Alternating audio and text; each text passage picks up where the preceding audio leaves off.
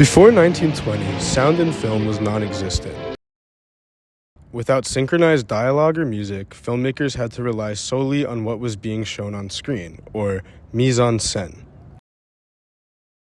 Until the release of Alan Crosland's The Jazz Singer, movies were entirely silent and were accompanied by live music such as pianos or orchestras. Gene Kelly and Stanley Doden's Singin' in the Rain is one of the very first films to embrace synchronized sound technology, which fundamentally altered the way stories were told on screen forever. Singin' in the Rain is a monumental achievement that took the film industry from the age of silent films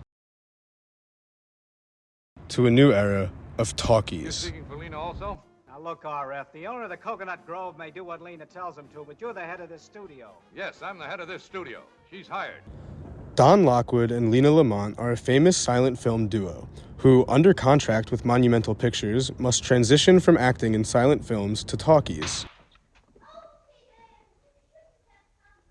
She's got to talk into the mic. I can't pick it up. Cut! Here's the mic. Right here in the bush. Yeah.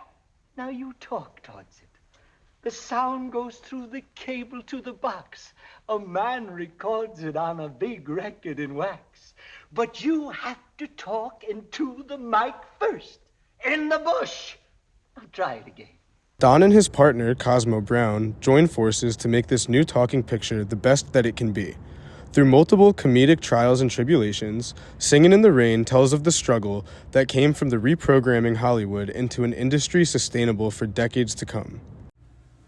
Lena Lamont's struggle with the microphone exemplifies the difficulties faced by actors who were used to acting solely through pantomime and facial expressions. This is humorously portrayed by the contrast between Lena's glamorous image and her shrill voice. Pierre, you shouldn't have come. Pierre, you shouldn't have come. The introduction of sound in cinema is depicted in the scene where the characters attend a demonstration of the Vitaphone, a device that synchronizes sound with film.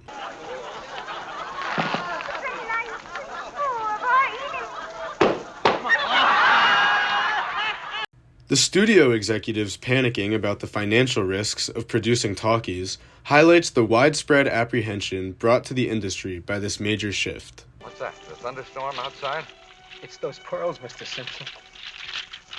The film also explores the creative opportunities that opened up with the introduction of sound.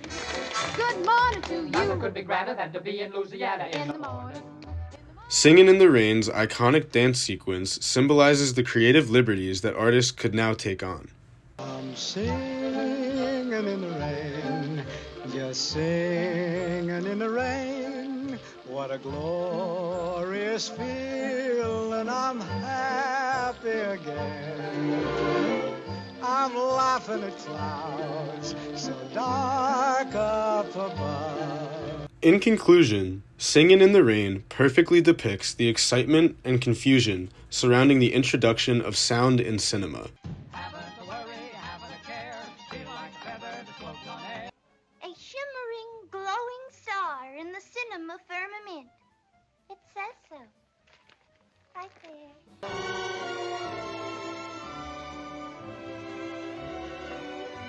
Capturing the technological advancements, talent-related struggles,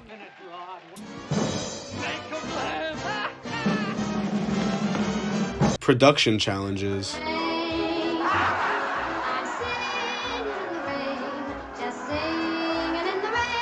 and artistic pioneers.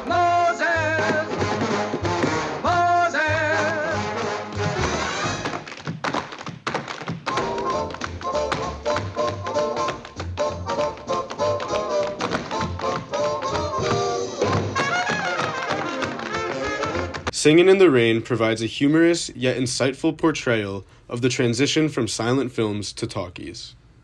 And singing in